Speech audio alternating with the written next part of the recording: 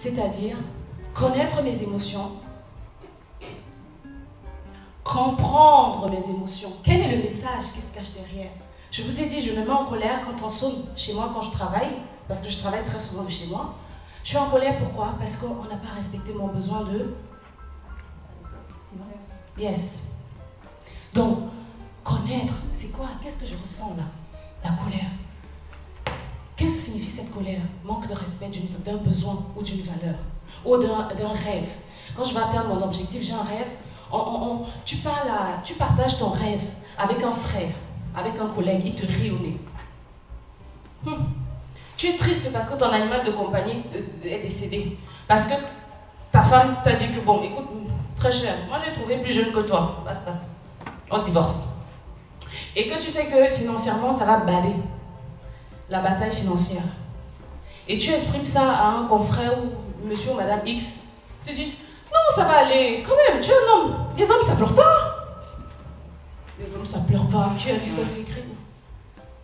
Parce que pleurer, ça permet de se planter pour pouvoir pousser, comme les graines de baobab. Alors plantez-vous autant que vous pouvez. Plantez-vous vraiment. Et assurez-vous que lorsque la pluie descendra du ciel, vous pourriez pousser. D'accord? Et aider aussi les autres à pousser. Maintenant, je voudrais que vous compreniez un truc. Je prends un exemple d'un enfant qui passe dans la rue, il voit un chien qui aboie. Qu'est-ce qui se passe? La situation. Action. Mon œil a vu. Mon corps a réagi et j'ai fui. Mais sauf qu'entre situation, action et réaction, il y a mes émotions. Parce que j'ai peur de me faire croquer. J'ai peur, donc je vais fuir pour me protéger, ou je vais courir pour donner un pied. Ou alors je suis inhibée parce que je ressens plusieurs émotions à la fois, je ne peux rien faire. Ok? Donc, lorsque vous comprenez tout ça, maintenant la question intelligente à se poser, c'est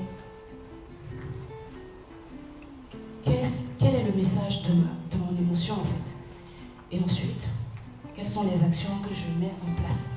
Parce qu'on sera tout le temps en colère. J'entends les gens dire qu'il faut tuer ses émotions, n'importe quoi. Il faut comprendre ses émotions et faire d'eux des alliés. Parce que la prochaine fois, quand je vais travailler, je vais expliquer à nouveau à ma fille qu'on ne sonne pas. Parce que la prochaine fois, lorsqu'un collègue va venir me voir, je vais lui exprimer mon besoin ou lui exprimer mes envies ou mes valeurs pour qu'il puisse prendre part. Ça va me permettre de développer une communication intelligente pour avoir des relations saines. Donc, les émotions se manifestent dans le corps. Vous savez, parfois, on se dit, je sens un truc là à la gorge. C'est resserré, c'est noué, ou le plexus. Moi, c'est le plexus. D'autres, je ne sais pas, mais il y en a tellement. Si je vous cite, on ne va pas en finir. Donc, c'est quoi? Émotion, c'est ex mover, du latin. Ça veut dire mouvement, se mettre en mouvement. Donc, ceux qui dorment sous leur couette là, c'est pas ça l'objectif de tes émotions. C'est que tu te mettes en mouvement, d'accord? En mouvement pour donner une réponse à tes émotions. À travers tes pensées, parce que souvent, c'est encore une fois les valeurs, les règles, les besoins, les pensées qui sont interprétées. On a des valeurs propres qui ne sont pas forcément égales à ceux des autres, qui ne sont même pas similaires. Et on se base de ça pour juger. Alors, attention à nos interprétations.